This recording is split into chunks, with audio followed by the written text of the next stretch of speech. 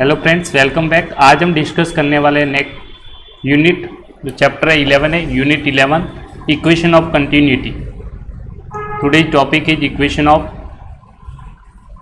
Continuity. Part first है, chapter number 11। इसको discuss करने से पहले आपको बेसिक पता होना चाहिए कि concept of equation of continuity क्या होता है, किस पे बेस्ड होती है। पहले वो पढ़ लेते हैं, concept of equation of continuity. Concept of equation of continuity, जो आपकी कंटिन्यू इक्वेशन ऑफ कंटिन्यूटी है उसका कॉन्सेप्ट क्या है। एक सेकेंड, इक्वेशन ऑफ कंटिन्यूटी, इसका कॉन्सेप्ट क्या है, ये किस पे बेस्ड है। ये बेस्ड होता है आपका law of conservation of mass. It express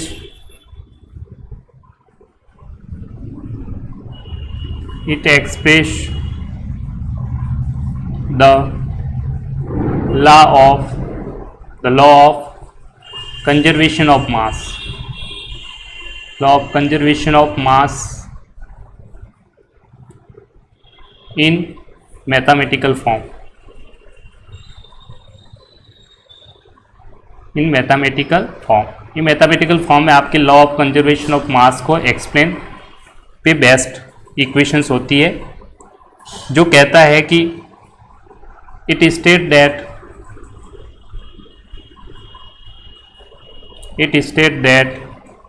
the mass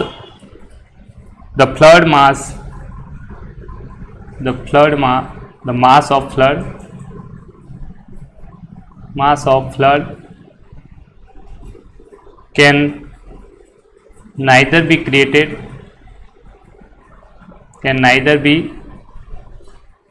created nor destroyed. Clear.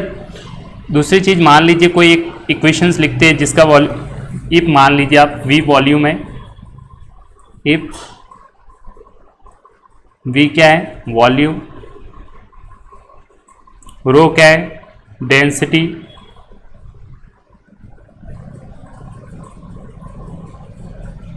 Of small element of flood,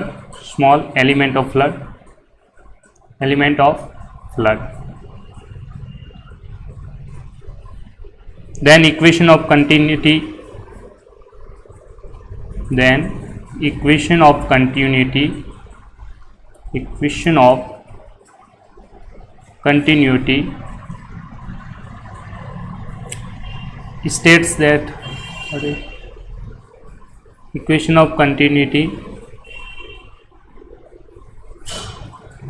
states that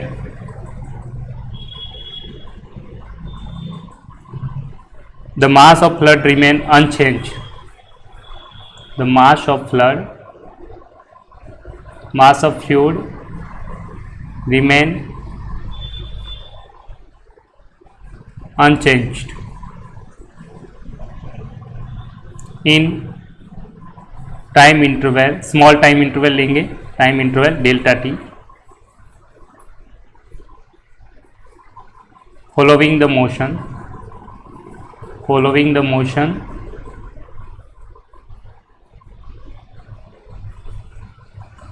that is equals to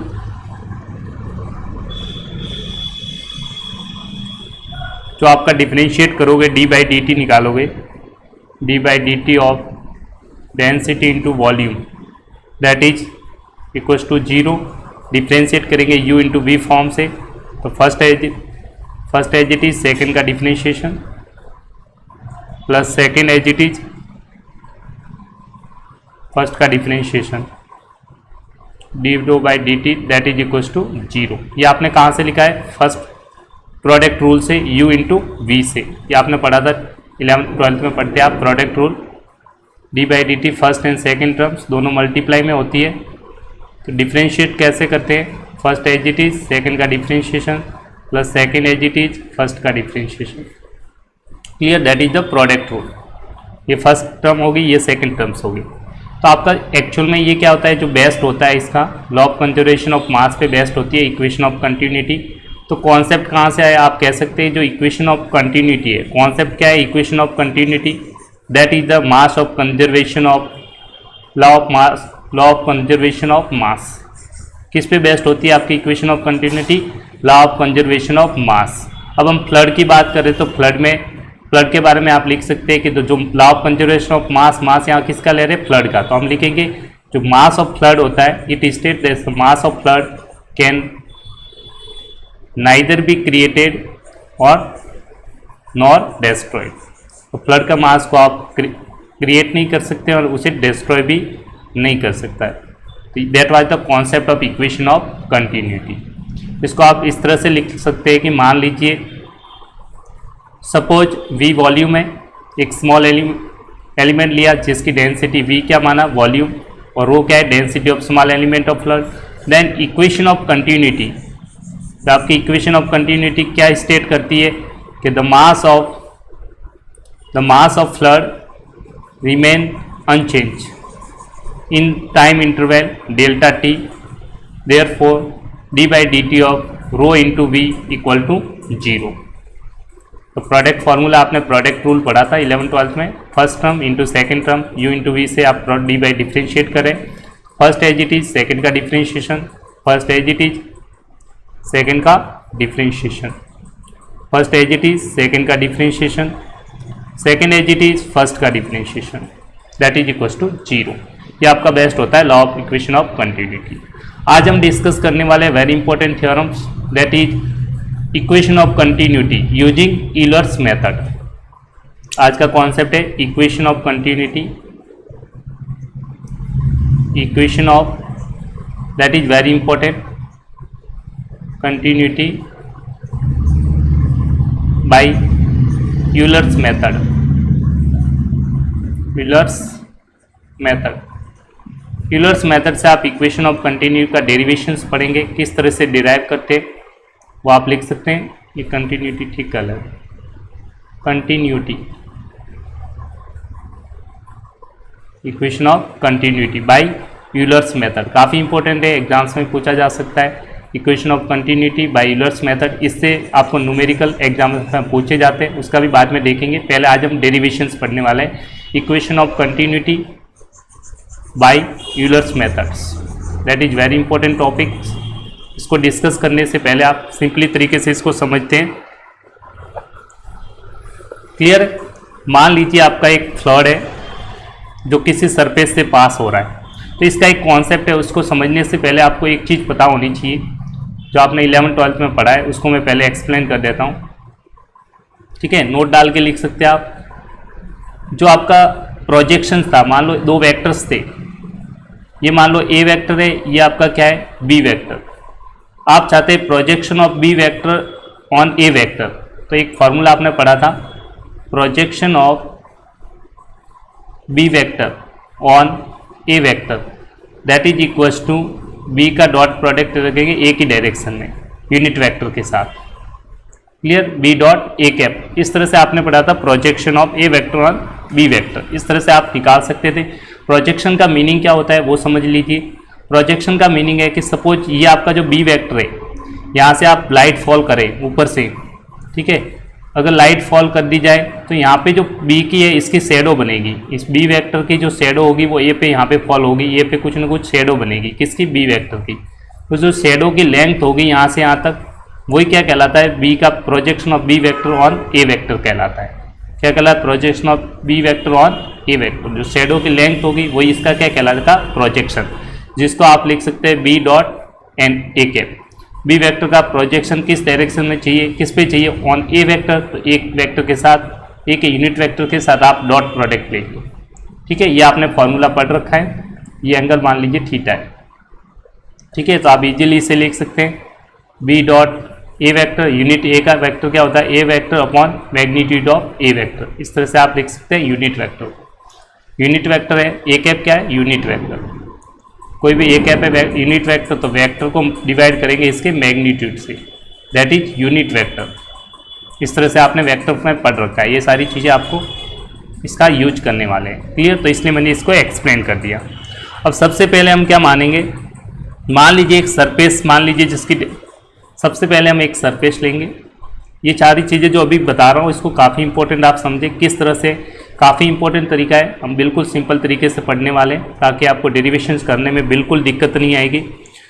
मान लीजिए एक सरफेस एस है। सबसे पहले एक सरफेस लिया, ये आपके पास है एस सरफेस है, ये सरफेस एस है। अब इससे जो फ्लड पास हो रहा है, इसमें से सरफेस में से जो फ्लड पास हो रहा है, मूविंग फ्लड, उसका वॉल्यूम मान लिया आप V।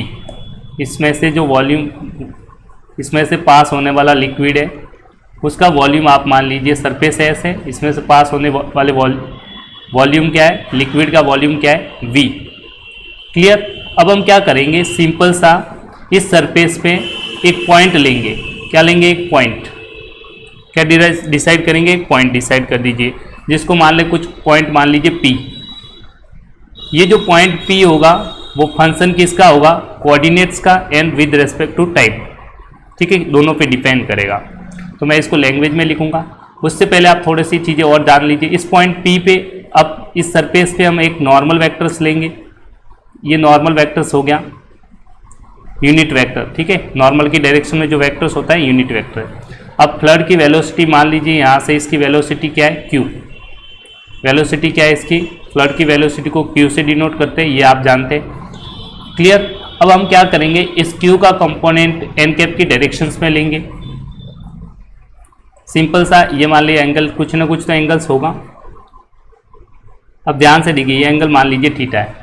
अब Q का प्रोजेक्शन किस डायरेक्शन में लेंगे, एन कैप की डायरेक्शंस में। क्लियर। तो हम एक सिंपल सा इसका प्रोजेक्शन किस तरह से होगा, देखिए। हम सबसे पहले एक सरफेस डिसाइड करते हैं। एस सरफेस में एक छोटा सा पार्ट सरफेस आपने लिया ds। इस सरफेस पे पॉइंट लिया आपने, ds सरफेस है, इस पे पॉइंट ले लिया आपने P। पॉइंट पे यूनिट वेक्टर, नॉर्मल वेक्टर है जो है एन कैप, और Q क्या है, वेलोसिटी ऑफ फ्लड है। अब वेलोसिटी ऑफ Q का कंपोनेंट लेंगे, प्रोजेक्शन लेंगे in direction of N cap. N cap क्या है, normal unit normal vector to the surface at point P। Clear. तो मैं इसको लैंग्वेज में लिख लेता हूँ, क्या क्या चीज़ें लिखी गई है ताकि आपको पता रहे। लेट V क्या है, वॉल्यूम है, volume V of moving flood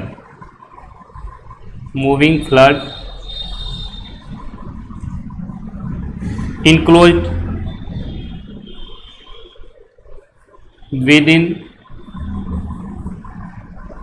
within surface S। Moving flood है, उससे एक पॉइंट आपने P लिया है जो डिपेंड करेगा, let point P lie on surface, let point P x y z be any point on surface S and density आपने rho लिए, and rho is the density of flood, rho is the density of flood, rho is the density of flood as, जो rho depend कर रहा है, rho density लिए, that is the function of Cartesian coordinates and time t। Rho depend करता है Cartesian coordinate and time t। ये आपने इस तरह से आपने डेंसिटी को चूज किया है। क्लियर। बट हमने जो कार्टेशियन कोऑर्डिनेट्स है वो क्या है, फिक्स है। तो रो किस पे डिपेंड करेगा, सिंपली टाइम पे डिपेंड करेगा। किस पे डिपेंड करेगा, टाइम पे। हमने Cartesian coordinate X Y Z इस पॉइंट को फिक्स कर दिया, तो कार्टेशियन कोऑर्डिनेट में ये एक्स वाई जेड क्या है, कांस्टेंट हो जाएंगे, फिक्स हो जाएंगे। तो रो किस पे डिपेंड कर रहा है, फंक्शन ऑफ किसका होगा, टाइम का। Clear. As it is rho is function of time T. यहाँ तक तो आपका क्लियर है। अब यहाँ से ध्यान से देखिए, एक सिंपल सा कॉन्सेप्ट यूज करते हैं। ठीक है, ध्यान से देखिए, इस डायरेक्शंस में अगर आप इस सब समझने की कोशिश कीजिए, आपको समझ में आएगा। सिंपली हम मास जनरेशन देखते हैं, flow of mass into volume V। जो मास है ये वॉल्यूम V है सरफेस के अंदर, इसमें फ्लो ऑफ मास आपने एन कैप की डायरेक्शन में प्रोजेक्शन लेंगे तो वो इस डायरेक्शंस में आपको मास को फ्लो करना है इस लिक्विड के अंदर। आपका डायरेक्शंस क्या होगा, इसका जस्ट ऑपोजिट होगा, इसकी तरफ होगा तो नेगेटिव आएगा, क्या आएगा, नेगेटिव आएगा, क्लियर, अंदर की तरफ। तो हम लिखेंगे आप flow of mass into volume v के अंदर flow of mass that is equal to, सबसे पहले आप सरफेस है, सरफेस के लिए डबल इंटीग्रल होता है सरफेस के लिए। अब मास वॉल्यूम इनसाइड फ्लो हो रहा है तो यहाँ पे माइनस आएगा, क्लियर। अब ध्यान से देखिए, सरफेस के लिए सबसे पहले ये जो Q है इसका आपको प्रोजेक्शन लेना है एन कैप की डायरेक्शंस में। तो प्रोजेक्शन के लिए आपको पहले भी बताया, Q का डॉट करेंगे एन कैप के साथ, Q डॉट एन, ठीक है, इनटू सरफेस क्या है, ds, इसको डेंसिटी से मल्टीप्लाई करेंगे। क्यों डेंसिटी से मल्टीप्लाई किया है, क्योंकि आपको निकालना है मास। क्या निकालना है यहाँ पे, मास। मास क्या होता है, डेंसिटी इनटू वॉल्यूम। तो ये आपका क्या हो जाएगा, सरफेस का एरिया है और ये लेंथ हो जाएगी, तो दैट इज वॉल्यूम। वॉल्यूम को मल्टीप्लाई किया है डेंसिटी से, डेंसिटी से मल्टीप्लाई करेंगे तो आपको क्या मिल जाएगा, मास। इस तरह से ये आपका कैलकुलेट हो जाएगा। ये आपको समझ में आ गया। क्यू का प्रोजेक्शन आपने एन कैप की डायरेक्शन में लिखा है, तो आपका क्यू का प्रोजेक्शन हमने क्या लिया है, देखो इस फॉर्मूले में लगाएंगे बी डॉट ए कैप के साथ, तो क्यू का प्रोजेक्शन वही सिंपल ही, क्यू का प्रोजेक्शन आपने लिया है एन कैप की डायरेक्शन में। तो देखो मैं यहाँ पे समझा देता हूँ किस तरह से आया है। प्रोजेक्शन ऑफ क्यू, क्यू क्या है, velocity of flood on N cap that is equal to Q dot N cap, clear. यहाँ पे मैंने लिखा है प्रोजेक्शन लिया है, वापस से समझ लीजिए, प्रोजेक्शन है, सरफेस क्या है, ds सरफेस लिया है, ये कौन सा सरफेस था, ds सरफेस है। तो सरफेस इंटू, देखो ये लेंथ इंटू एरिया, सरफेस का एरिया होगा, दैट इज वॉल्यूम। वॉल्यूम को मल्टीप्लाई किससे किया, डेंसिटी, तो क्या आ जाएगा, मास। क्या आ जाएगा, मास। तो ये मास का हो गया। मास क्या होता है, डेंसिटी इंटू वॉल्यूम, क्लियर। तो वही चीज़ यहाँ पे लिखेगी, ये आपका हो गया mass, that is flow of mass into volume v। यहाँ पे अब देखिए ये आउटसाइड था, आपको इनसाइड चाहिए, इसलिए यहाँ पे क्या लगा देंगे, माइनस लगाएंगे। इनसाइड चाहिए आपको, यहाँ पे क्या लगा दिया, माइनस। ये चीज़ आपको ध्यान रहना चाहिए। आपको flow of mass into volume v, that is this one, इसको इक्वेशन नंबर 1 मान लीजिए। Flow of mass into volume v, that is equation number 1। Second equation लिखेंगे मास जनरेशन। मास जनरेशन भी काफ़ी सिंपल है, दैट इज मास जनरेशंस। इन दोनों equation को फिर इक्वल करेंगे और सॉल्व करेंगे। नेक्स्ट होती है मास जनरेशंस, मास जनरेशन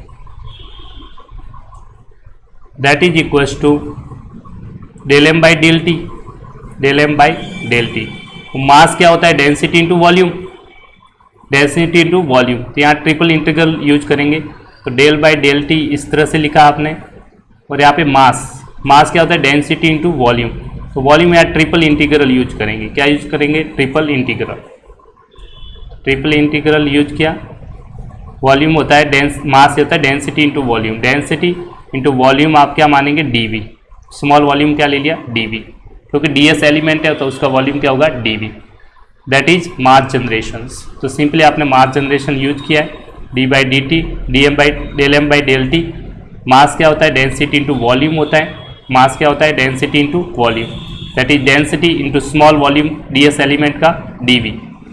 क्या ट्रिपल इंटीग्रल किया है, क्योंकि वॉल्यूम में सरफेस पे स्पेस की बात हो रही है, क्लियर। अब दोनों इक्वेशंस को हम इक्वल कर देंगे, that is equation number 2, clear. दोनों को इक्वल करेंगे, ये भी मास जनरेशन है, ये total mass generation flow into volume v है, और ये मास जनरेशन, दोनों को इक्वेट करेंगे। देयरफॉर दोनों को इक्वल कर दीजिए। Therefore from equation first and second, equation first and second, जो flow of mass into volume v that is equal to mass generations.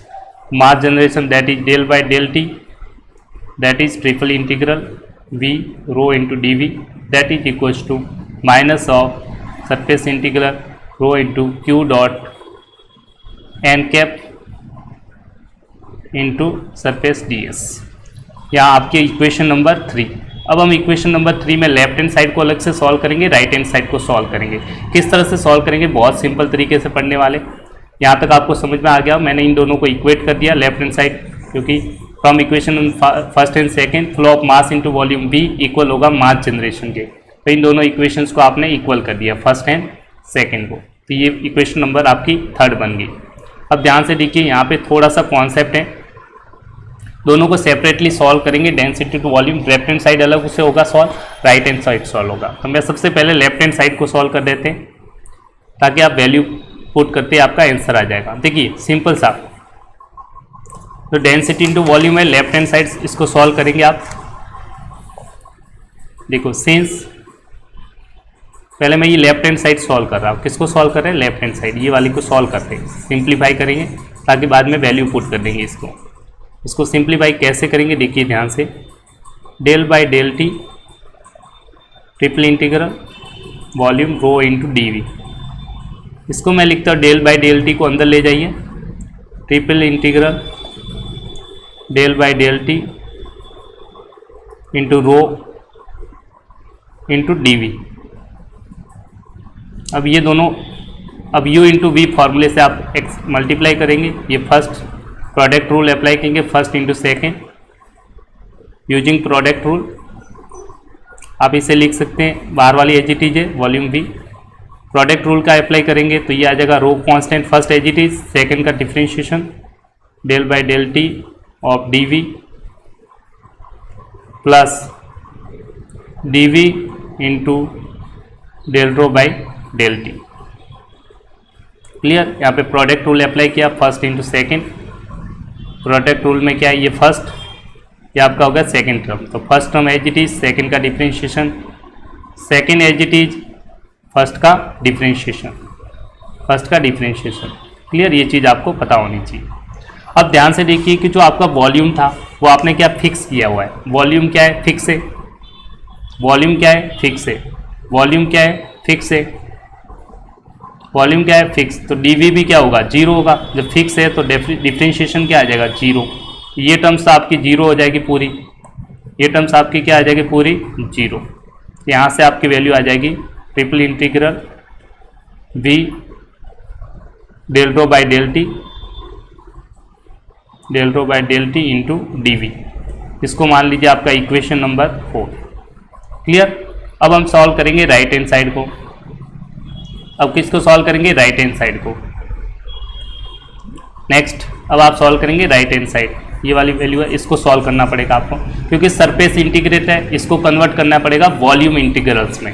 किसकी हेल्प से, आपने पढ़ा था गॉस डाइवर्जेंस थ्योरम, उसके हेल्प से करेंगे। तो मैं इसको लिख लेता हूँ आपकी इक्वेशन। नेक्स्ट,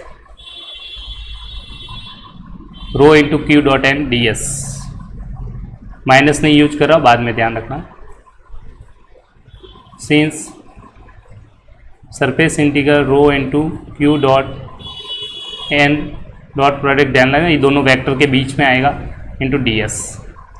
अब ध्यान देखिए, इस सरफेस इंटीग्रल को मैं कन्वर्ट करूंगा वॉल्यूम में। तो आपने एक गॉस डाइवर्जेंस थ्योरम्स पढ़ी थी, वेक्टर कैलकुलेशंस में आती है, तो वो बता देता हूँ। गॉस, इसका यूज हो रहा है Gauss divergence theorem by Gauss divergence theorem. Gauss divergence theorem क्या कहती है, आपका जो सरफेस इंटीग्रल होता है उसको आप वॉल्यूम इंटीग्रल में कन्वर्ट कर सकते हो। जैसे आपने पढ़ा था सरफेस इंटीग्रल में, आप पढ़ते थे F dot N D S को कन्वर्ट करते थे वॉल्यूम इंटीग्रल्स में। ये सरफेस इंटीग्रल है, इसको वॉल्यूम में कन्वर्ट करते थे, del dot F F vector into D V, इस तरह से आप कन्वर्ट करते थे। क्लियर, इस चीज़ को जैसे आप कंपेयर करेंगे तो यहाँ पे आपका एफ वेक्टर क्या होगा, F dot N D S है, F dot N D S यहाँ पे है, तो बची हुई जो टर्म्स होगी ये आपका एफ वेक्टर हो जाएगा। ये आपका क्या हो गया, एफ वेक्टर हो गया, ये आपका क्या हो गया, एफ वेक्टर। तो इसको यहाँ पे रख देंगे, ट्रिपल इंटीग्रल में कन्वर्ट करेंगे तो यहाँ पे एफ आ जाएगा। यहाँ पे एफ क्या हो गया, ट्रिपल इंटीग्रल में एफ की वैल्यू ये रख दीजिए। तो ट्रिपल इंटीग्रल में आप इसको लिख सकते हैं, triple integral volume del dot F की जगह आपको ये रखना है, rho into Q vector, rho into Q vector. Clear, into यहाँ पे आ जाएगा डीवी। क्या आ जाएगा? डीवी। सरफेस इंटीग्रल किस में कन्वर्ट हो जाएगा? वॉल्यूम इंटीग्रल्स में। किस में कन्वर्ट हो जाता है? Volume integrals. तो यहाँ पे यूज कर लिया हमने डीवी। क्लियर, फॉर्मूले में अप्लाई किया, एफ की वैल्यू कंपेयर की, तो एफ की वैल्यू क्या है यहाँ पे? एफ सिंस यहाँ पे लिख सकते हैं एफ की वैल्यू कंपेयर करके क्या आ जाएगी? रो into Q vector.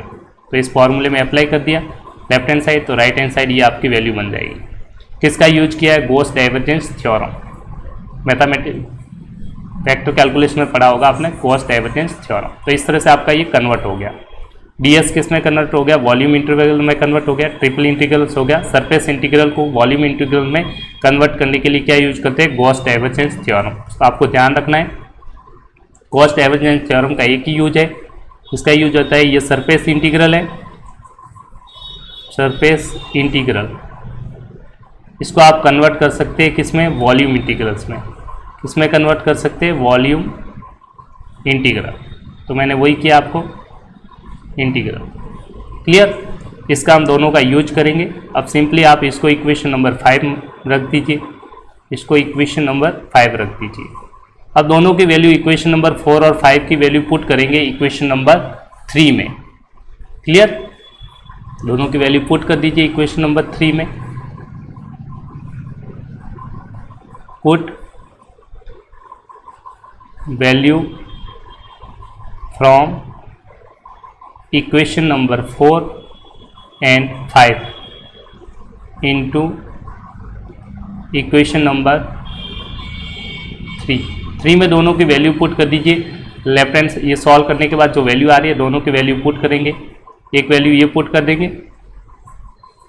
Equation number 5 की, और इक्वेशन नंबर 4 की जो वैल्यू आपकी आ रही है ये वैल्यू पुट कर दीजिए। ये वैल्यू, दोनों वैल्यू को पुट कर देंगे आप।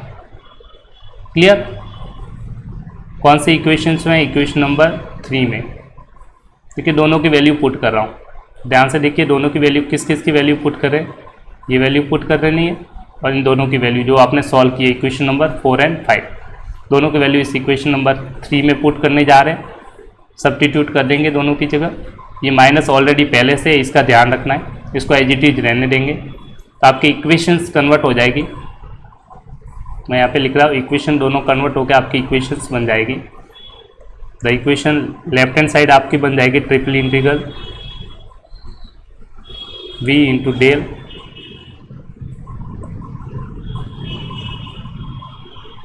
Dot rho into Q vector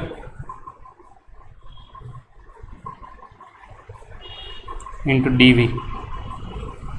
sorry, volume वाली राइट साइड में आपको लेफ्ट हैंड साइड में वॉल्यूम पुट करना था। ओके, और राइट साइड में सरफेस की वैल्यू रख दीजिए। सरफेस की वैल्यू आपने जस्ट कैलकुलेट की थी ट्रिपल इंटीग्रल से। सॉरी, ये सरफेस की वैल्यू है, एक सेकेंड, इसको राइट साइड में रहने दीजिए।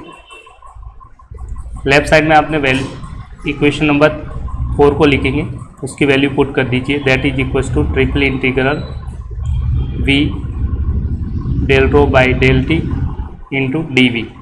दैट इज इक्वल टू, फॉर्मूले का ये माइनस पहले से है। क्लियर, ये माइनस पहले से है, ये चीज़ ध्यान रखनी है। और बाकी एज इट इज अभी आपने जो कैलकुलेट की थी वैल्यू इक्वेशन नंबर 5 से, वो एज इट इज लिख दीजिए। Triple integral volume v del rho क्या है? डेंसिटी है। डेंसिटी क्या होती है? कांस्टेंट होती है। चलो डेंसिटी को ऐसे ही रहने दे, डॉट प्रोडक्ट है, डॉट का ध्यान रखना है आपको, q that is equal into D V. Clear, अब दोनों को राइट साइड में ले जाइए। जैसे आप राइट साइड ले जाएंगे, इस वैल्यू को राइट हैंड साइड ले जाइए। माइनस की वैल्यू है, इस साइड जाएगी राइट साइड में, तो ये वैल्यू प्लस की हो जाएगी। और मैं कॉमन ले रहा हूँ, ये ट्रिपल इंटीग्रल कॉमन है दोनों में, तो इसको मैंने कॉमन ले लिया। तो वैल्यू डी वी को कॉमन ले लीजिए दोनों में से, तो यहाँ बन जाएगा del rho by del T plus del dot rho into Q vector into D V. That is equal to 0। Triple integral की वैल्यू क्या आ रही है? 0। अब तो सिंपली जो टर्म्स आपकी इस वैल्यू को 0 बनाने के लिए आपकी जो टर्म्स होगी, ये वाली टर्म्स क्या होगी? 0 के इक्वल होगी। That terms will be equal to 0। Clear. That terms को इस टर्म्स वॉल्यूम जीरो कब आ सकता है, इस पूरे का इंटीग्रल जीरो आ रहा है, इसका मतलब ये टर्म्स किसके इक्वल होगी, जीरो के इक्वल होगी, क्योंकि वॉल्यूम क्या है, आर्बिट्री है, ठीक है। There so integrally since v is arbitrary elementary, आप लिख सकते हैं since v is any arbitrary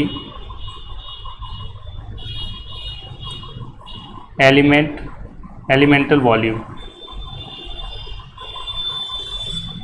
so integral is zero, integral is zero, इसका इंटीग्रल जीरो, दैट मीन्स अंदर वाला ये पार्ट की वैल्यू आपकी क्या आ जाएगी, zero. That means we can write therefore del rho by del T plus del dot rho into q that is equals to 0. This is called equation of continuity. This is known as continuity equations. This is called continuity equations. Continuity equations. Clear. इस तरह से आपने derivations किया, इसे बोल सकते हैं Euler equations of continuity, Euler continuity equations, या फिर बोल सकते हैं आप Euler equation of continuity, equation of continuity. तो काफ़ी सिंपल डेरिवेशंस था, आपको सिंपली क्या करना था, जो मास फ्लो होता है into volume v that is equals to mass generation, बाकी आपको सिंप्लीफाई करके दोनों की वैल्यू पुट करनी थी, तो आपका फाइनल आंसर आ जाता है डेल रो, इसको curly rho by curly T plus del dot rho into Q equals to zero. Q क्या है, वेलोसिटी है, ऑफ फ्लड है, आप लिख सकते हो where Q is velocity of flood. अब इसके तीन केसेज बनते हैं, ये आपका कौन से फॉर्म में, वेक्टर फॉर्म है, इसको आप कार्टेशियन में इजीली कन्वर्ट कर सकते हैं, बिल्कुल सिंपल, कैसे करेंगे वो भी लिख लीजिए। ये कौन सा फॉर्म हो गया, वेक्टर फॉर्म, वेक्टर फॉर्म है, Euler equation of continuity in vector form, that is vector form, क्योंकि यहाँ पे वेक्टर्स यूज हो रहे हैं, क्यों क्या है, वेक्टर से। अब सिंपली आप चाहते हैं इसको स्केलर में लिखें और डेल ऑपरेटर है, इन दोनों की वैल्यू आप पुट कर देंगे तो ये स्केलर में कार्टेशियन कोऑर्डिनेट्स में कन्वर्ट इजीली कर सकते हैं। किस तरह से करेंगे आपके, ये तो आप नोट कर लीजिए, that is the equation of continuity by Euler's method, इसको बोला जाता है कंटिन्यूटी इक्वेशंस, या फिर बोल सकते हैं यूलर इक्वेशन ऑफ कंटिन्यूटी। इसको आप नोट कर लीजिए, काफ़ी इंपॉर्टेंट है, इस पर डायरेक्टली क्वेश्चन पूछे जाते हैं। अब इसको आप कन्वर्ट कर सकते हैं कार्टेशियन फॉर्म में, बिल्कुल किस तरह से कन्वर्ट करेंगे, दोनों की वैल्यू रख देंगे, डेल और क्यू की वेक्टर, क्यू क्या है, वेलोसिटी ऑफ फ्लड, क्यू आपका यहाँ पे क्या है, वेलोसिटी ऑफ फ्लड होता है, तो ये आप जानते ही हैं, क्लियर। क्यू क्या होता है, वेलोसिटी ऑफ फ्लड, देखो क्यू क्या होता है, velocity of flood, that is you I cap we J cap W के कैप। यू क्या है, velocity in X direction, V क्या है, velocity component in Y direction, और डब्ल्यू क्या है, velocity component in Z direction. ये क्यू होता है, रो से मल्टीप्लाई करना है, रो से मल्टीप्लाई करोगे क्यू को, तो रो इंटू यू आई कैप, रो इंटू वी जे कैप, रो इंटू डब्ल्यू के कैप, क्लियर। और आपका डेल ऑपरेटर आप अच्छे से जानते हैं, डेल ऑपरेटर क्या होता है, एक सेकेंड, जो आपका डेल ऑपरेटर रहता है इसके बारे में आप मैथमेटिकल ऑपरेटर से, डेल ऑपरेटर की वैल्यू आप क्या रख देंगे, del by del x I cap, del by del Y J cap, del by del Z के कैप। तो ये इक्वेशन किस में कन्वर्ट हो जाएगी, देखो दोनों की वैल्यू रख के कार्टेशियन कोऑर्डिनेट में कन्वर्ट हो जाएगी आपकी, del by del t plus del की value del by del x I cap, del by del Y J cap, del by del Z के कैप। इसका डॉट प्रोडक्ट लेना है, ये ध्यान रखना, यहाँ पे डॉट प्रोडक्ट है, that is very important, dot product का ध्यान रखना। रो इंटू क्यू वेक्टर, इसकी वैल्यू आपने अभी जस्ट कैलकुलेट की है, रो इंटू क्यू वेक्टर, इसकी वैल्यू आप ये रख दीजिए वेक्टर के साथ, तो आप लिखेंगे rho V I cap, rho sorry यहाँ पे यू है, ये यू है, वी नहीं है, यू है, रो यू, रो वी जे कैप, रो डब्ल्यू के कैप, अब डॉट प्रोडक्ट आपने पढ़ रखा है मैथमेटिक्स में, that is equal to 0। Clear. अब रो डॉट प्रोडक्ट क्या होता है, एक्स का एक्स के साथ, वाई का वाई, आई का आई के साथ, जे का जे कैप, के साथ के कैप। तो डॉट प्रोडक्ट आप इजीली निकाल सकते हैं। जैसे आप डॉट प्रोडक्ट निकालेंगे तो ये वाली terms del rho by del T plus x का एक्स के साथ मल्टीप्लाई होगा, दिस टर्म आई का आई के साथ मल्टीप्लाई, दैट इज आप लिख सकते हैं del by del x rho into u plus y का y के साथ मतलब j का j के साथ डॉट प्रोडक्ट लेंगे, j की वैल्यू j के साथ डॉट प्रोडक्ट लेंगे तो वैल्यू बन जाएगी आपकी del by del y rho into v, k का k के साथ k डॉट k कैप के साथ डॉट प्रोडक्ट आप अच्छे से जानते हैं, काफ़ी सिंपल है, del by del z rho into डब्लू that is equal to 0। This is Cartesian form, equation of continuity in Cartesian form by Euler's method, that is Cartesian form, that is Cartesian form। इस तरह से आप दोनों में convert कर सकते हैं, वेक्टर फॉर्म को कार्टेशियन फॉर्म में कन्वर्ट कर सकते हैं। Equation of continuity that is very very important. अब जो इक्वेशन ऑफ कंटिन्यूटी है इस पर कुछ स्पेसिफिक केसेज होते हैं, that are very very important to solve a question. जब आप क्वेश्चन सॉल्व करेंगे तो उन केसेस को आपको रिमेंबर करना है, उसके बेस पे आपके क्वेश्चन सॉल्व होते हैं। तो देखते हैं इसके कौन कौन से केसेज हैं। तो आपने दोनों फॉर्म पढ़ी, वेक्टर फॉर्म भी पढ़ा, स्केलर फॉर्म भी पढ़ा। ये आपकी कार्टेशियन फॉर्म होगी, ये वेक्टर फॉर्म होगी, ये क्या है वेक्टर फॉर्म, और ये आपकी होगी कार्टेशियन फॉर्म। क्लियर, इस चीज़ का आपको ध्यान रखना है। नेक्स्ट बात करते हैं, इसको कुछ 3 केसेज है, वेरी वेरी इंपॉर्टेंट केसेज है, तो आप डिस्कस कर लीजिए। क्वेश्चन सॉल्व करने में काफ़ी दिक्कत नहीं आएगी अगर आप केसेज के बारे में जानते हैं।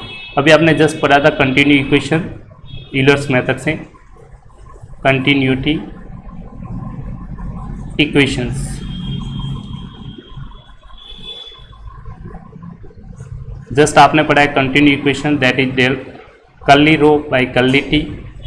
कुछ डेल को रो ही पढ़ते हैं, एक ही चीज़ है, डेल को कर्ली भी बोल सकते हैं, एक ही चीज़ है सिंपली।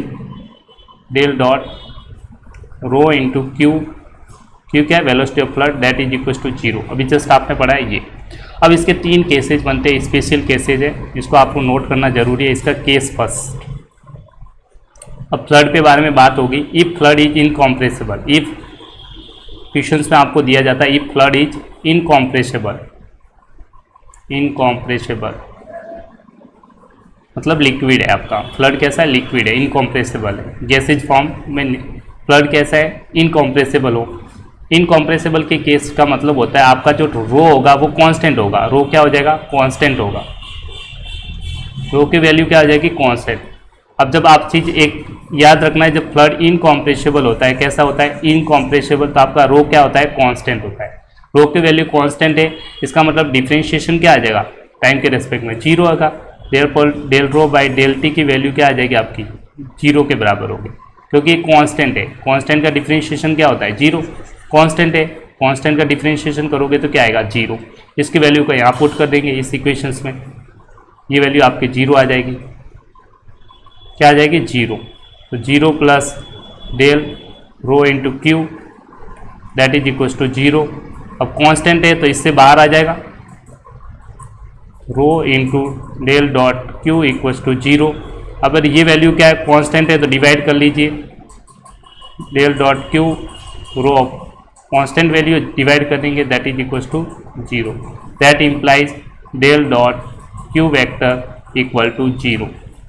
ये आपके काफ़ी इससे रिलेटेड एग्जाम्स हैं, मोस्टली 90% क्वेश्चंस इस पर बेस्ड होते हैं जब फ्लड आपका क्या होता है इनकॉम्प्रेसिबल होता है, तो इसका यूज होता है del dot Q equal to 0। ये किस में वेक्टर फॉर्म में, आप चाहो तो इसे कार्टेशियन फॉर्म में भी कन्वर्ट कर सकते हो। मैं कन्वर्ट करके बता देता हूँ आपको किस तरह से करना है सिंपली।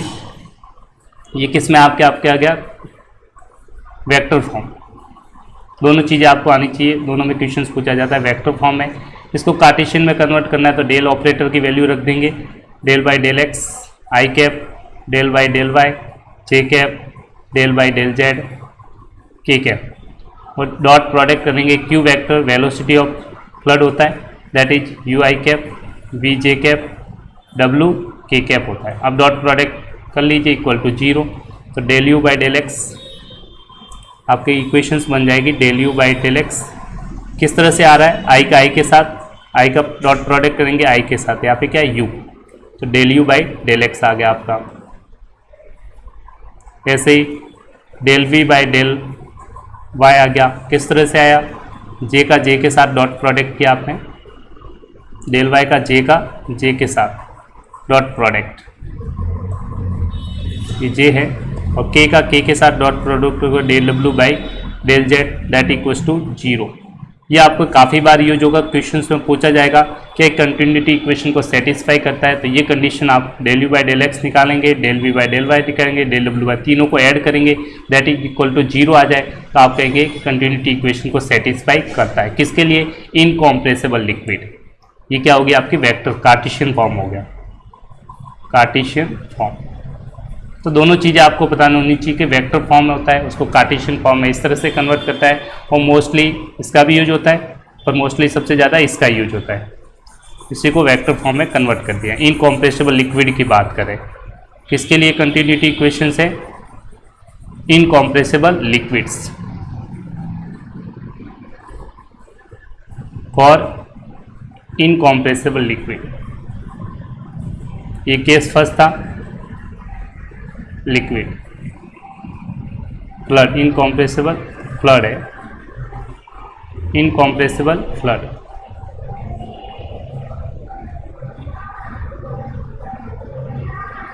क्लियर, तो ये काफ़ी इंपॉर्टेंट है। अब सेकंड केस डिस्कस करते हैं इसी का, केस नंबर 2, वो भी काफ़ी इंपॉर्टेंट है। वैसे आप नोट डाल के एक लिख सकते हैं, केस 2 को डिस्कस करने से पहले एक चीज़ नोट डाल के लिख लीजिए कि जब एक चीज़ नोट डाल के लिखिए, इरोटेशनल कब होता है उसका केस है, that is note very important. If अगर आपने डेल डॉट क्यू की वैल्यू आपके पास 0 आ रही है, इट मीन्स देन जो आपका फ्लड होगा, ठीक है, क्यू इज नोन एज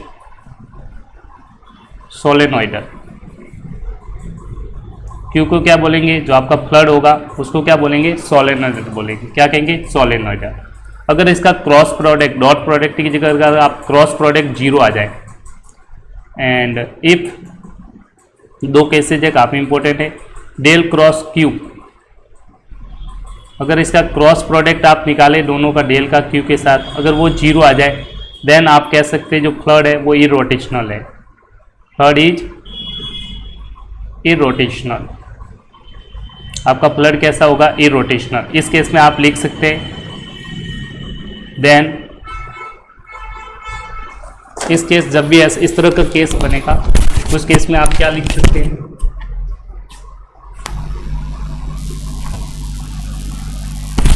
इस टाइप के केस में ध्यान रखना है आपको, सॉरी थोड़ा डिस्टर्बेंस हो गया क्योंकि, पर इस तरह के केस में आप इजीली लिख सकते हैं। आप लिखेंगे जो आपका फ्लड होगा वो कैसा हो जाएगा, इरोटेशनल होगा, इरोटेशनल। देन आप इजीली लिख सकते हैं वेलोसिटी पोटेंशियल, क्यू वेक्टर होगा, फ्लड को आप लिख सकते हैं माइनस ग्रेड फाई के फॉर्म में। इसका हम यूज करेंगे क्वेश्चंस को सॉल्व करने के लिए। इसमें लिख सकते हैं q vector that is equals to grad phi के इक्वल होगा। जब इसे ये नोट दोनों इंपॉर्टेंट पॉइंट्स है, first and second.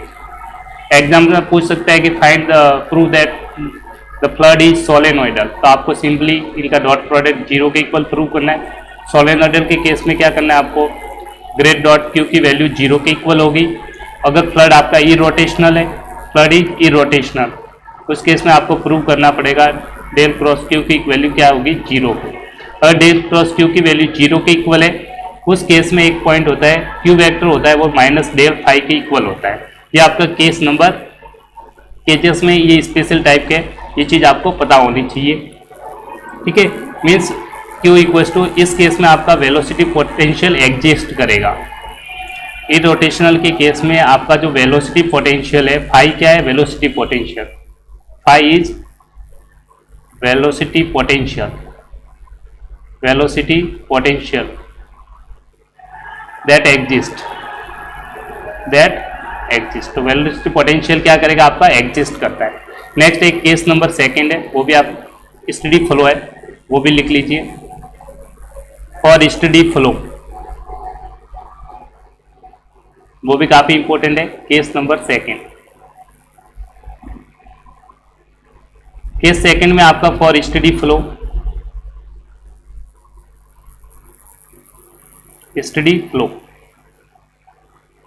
Study flow में आप देखेंगे जो आपकी डेंसिटी होगी वो टाइम पे डिपेंड नहीं करती है। इसका मतलब रो होगा वो किस पे डिपेंड करेगा, सिर्फ Cartesian coordinate X Y Z पे। As it is rho is independent of time, independent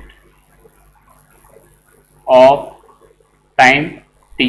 density आपकी टाइम पे डिपेंड नहीं करती है स्टडी फ्लो में कार्टेशियन कोऑर्डिनेट्स पे डिपेंड करता है आपका डेंसिटी। क्लियर, टाइम पे डिपेंडेंट नहीं होती है।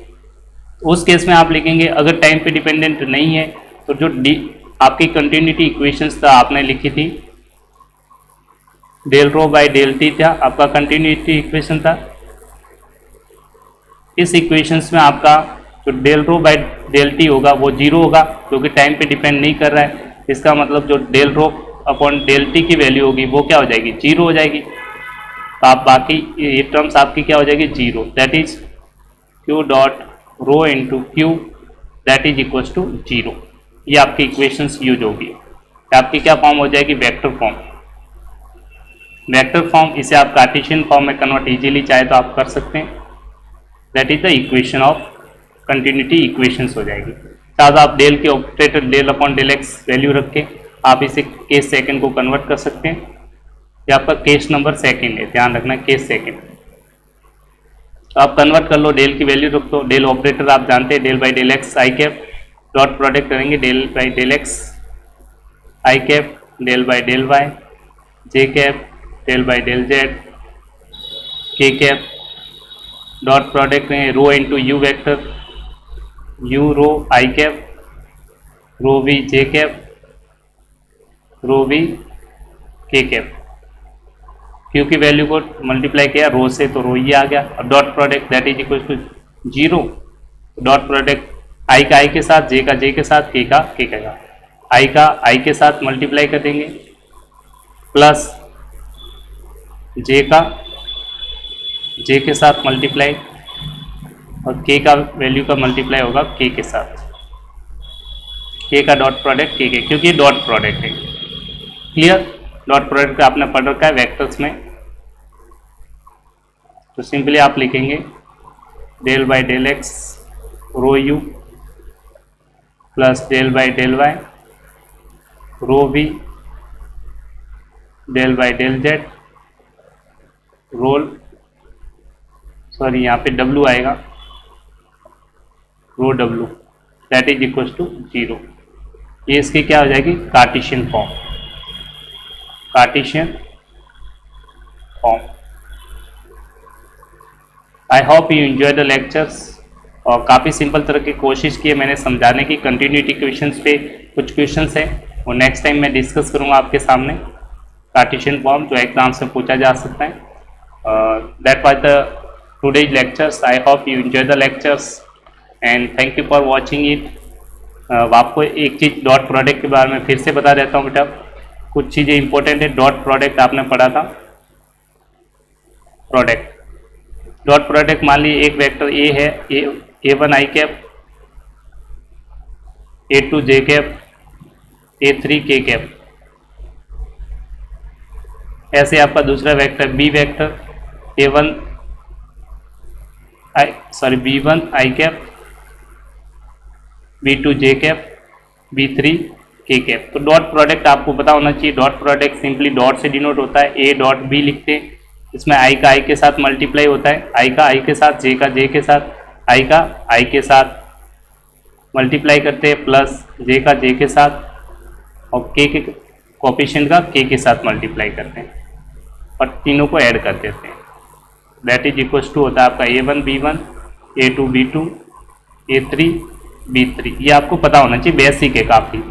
कुछ स्टूडेंट ये चाहे तो बेसिक भी बता देता हूँ एंड में। एक होता है आपका क्रॉस प्रोडक्ट। क्या होता है? Cross product. क्रॉस प्रोडक्ट, एक सेकेंड, क्रॉस प्रोडक्ट। ये चीज़ें बेसिक है, कभी भी यूज हो जाती है कहीं पे भी, तो आपको ये चीज़ें पता ही होगी वैसे तो। एक क्रॉस बी से डिनोट करेंगे। क्रॉस में यहाँ पे क्रॉस लगाते हैं, यहाँ पे तीनों वेक्टर आई कैप, जे कैप, के कैप यूज होते हैं। यहाँ का कोफिशिएंट होता है A1, A2, A3, first vector के coefficient, second vector B vector के coefficient B1, B2, B3।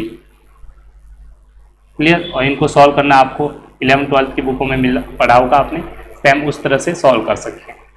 Clear? एक चीज़ आपको ध्यान रखनी है कि देखो ग्रेडियंट होता है, मान लो एक पोटेंशियल है, ये देखो ग्रेड ऑपरेटर्स होता है, डेल ऑपरेटर्स होता है, डेल ऑपरेटर से आपका,